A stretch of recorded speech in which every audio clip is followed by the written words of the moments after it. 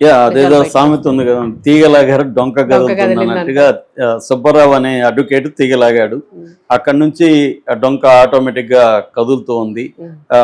Beginning లో ఈమె వచ్చి మీడియా ముందు చాలా ఎమోషనల్ గా ఒక మెలో డ్రామాటిక్ గా మాట్లాడడం, ఇవన్నీ విక్టిమ్ కార్డు వాడడం, ఇవన్నీ జరిగాయి. కానీ ఆమెకి పెద్ద మద్దతు రాలేదు. కొన్ని గిరిజన సంఘాలు వచ్చారు కానీ వాళ్ళకి కూడా వ్యతిరేకత వచ్చింది. ఎందుకంటే దీంట్లో బాధితుల్లో 80% మళ్ళీ బంజారా తెగే, ఈమె ఏదైతే తెగకు సంబంధించిందో అదే వాళ్ళే ఉన్నారు. పైగా ఇప్పుడు ఏమైందంటే బిగినింగ్లో 10 కోట్లు 20 కోట్లు అంటున్న వాళ్ళు ఇవాళ 1000 కోట్ల వరకు కూడా వెళ్ళిందని చెప్తున్నారు మొత్తం. అంటే వీళ్ళ నెట్వర్క్, ఎందుకంటే ఈ రమావత్ మధ్యాహ్న అతను నెట్వర్క్ మార్కెటింగ్ లో పనిచేశాడు గతంలో, అందువల్ల తనకు అనుభవం ఉంది. నెట్వర్క్ మార్కెటింగ్ ఎలా ఉంటది, మనం మార్కెటింగ్ లో ఎలా చేయాలి ఇవన్నీ అనుభవం. అతను చేసింది ఏంటంటే తన మార్కెటింగ్ వాళ్ళనే తను బురడా గుట్టించగలిగాడు. దీనికి ప్రధాన కారణం, నిన్న ఒక బాధితుడు మాట్లాడుతున్నాడు, సార్ నేను అతను కలిసి పనిచేసాము, అతని దగ్గర 200 100 కూడా లేకపోతే నేను ఇచ్చేవాడిని ఒకప్పుడు. అలాంటి అతను బయటికి వెళ్ళి 3 ఏళ్ల తర్వాత నాకు ఒక దగ్గర కనబడ్డాడు, ఫార్చునర్ కార్లో సూటు బుట్టేసుకుని దిగితే నేను షాక్ అయ్యాను. వీడు 100 రూపాయలకు కూడా టికానా లేనివాడు ఇవాళ ఇంత ఎట్లా వచ్చిందని నేను షాక్ అయితే, మీలాగే ఉంటే ఎప్పటికీ మీరు ఇట్లాగే ఉండిపోతారు, నాతో కలవండి, నేను కూడా మీకు హెల్ప్ చేస్తాను, మీరు కూడా నాలాగా అవ్వచ్చు అని చెప్పాడు. మాకు కూడా ఆశ ఉంటుంది కదా, అరే మనలో ఒకడు ఇలా అయ్యాడంటే మనం కూడా అవ్వచ్చు అనేది అనుకున్నాను. అక్కడి నుంచి అతను మెల్లమెల్లగా చెప్పి నేనొక్కడే మా ఇంట్లో వాళ్ళ చివరికి నగలు, నా భార్య మా తల్లి వాళ్ళ నగలు, వాళ్ళ తల్లి అయితే బ్యాంక్లో కొంత డబ్బులు సేవ్ చేసుకుని ఉంటే అవన్నీ కూడా అతను తీసుకొచ్చి మొత్తం 18.5 లక్షలు ఇచ్చాడంట. అందులో మ్యాక్సిమం అతను ట్రాన్స్ఫర్ చేసిన ఇవన్నీ రికార్డ్స్ ఉన్నాయి. అట్లాగే డబ్బులు ఇచ్చినప్పుడు కూడా అతను వీడియోలు ఫోటోలు తీసుకున్నాడు. అంటే అతను జాగ్రత్తగానే లీగల్ ప్రొసీజర్ ఫాలో అయ్యాడు, మార్కెటింగ్ వాళ్ళు కాబట్టి అది అయ్యాడు. సో మేము 70,000 నుంచి ₹1,00,000 సంపాదించే వాళ్ళని సార్, నేను హ్యాపీగా ఉన్నాము.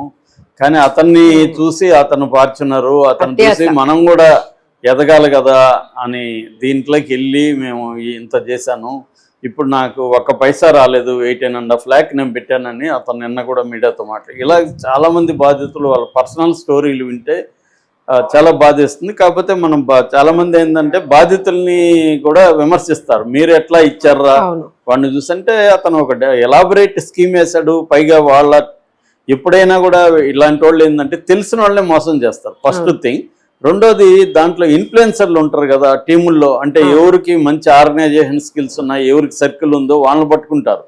వాళ్ళని పట్టుకుని నువ్వు 10 లక్షలు పెట్టిస్తే నీకు గోవా ట్రిప్పు, లేకపోతే ఇంకొక బోనస్ ఇస్తాను, లేకపోతే థాయిలాండ్కి తీసుకెళ్తాను, ఇలాంటి ఇన్సెంటివ్స్ స్కీమ్స్ పెడతారు.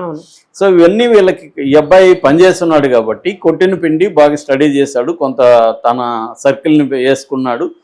అబ్బాయి కూడా చూడడానికి కూడా బాగున్నాడు కాబట్టి సూటు బుట్టేసుకొని పెద్ద కార్లలో దిగేసరికి అందరూ నమ్మేశారు. నిజానికి ఆ కార్లు అంతా రెంట్లకు కూడా వస్తాయి, పెద్ద విషయం కాదు. అంటే కొంత ఇన్వెస్ట్ ఎవరినో పట్టుకొని ఇన్వెస్టర్ని పట్టుకొని అతను స్కీమ్ వేసి చేశాడు.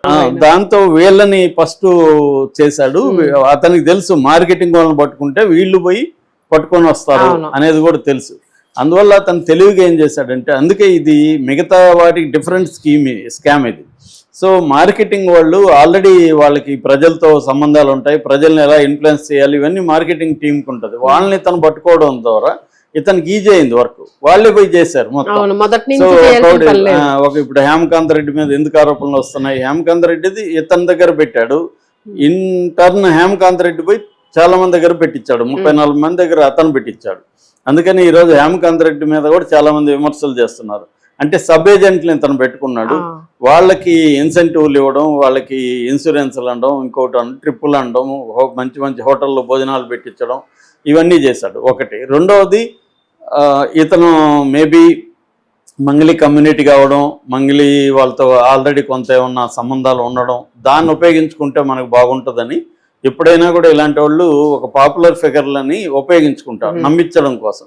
అలాగే ఇతను కూడా మంగ్లీని ఉపయోగించుకున్నాడు. మంగ్లీకి ఎంత రోల్ ఉందో మనకు తెలియదు. ఏదేమైనా మంగ్లీ కూడా ఇతనితో ఉంది, మంగ్లీ చెల్లెల్ని పెళ్లి చేసుకుపోతున్నాడు, ఇవన్నీ కూడా నమ్మించగలిగాడు. నమ్మారు కూడా.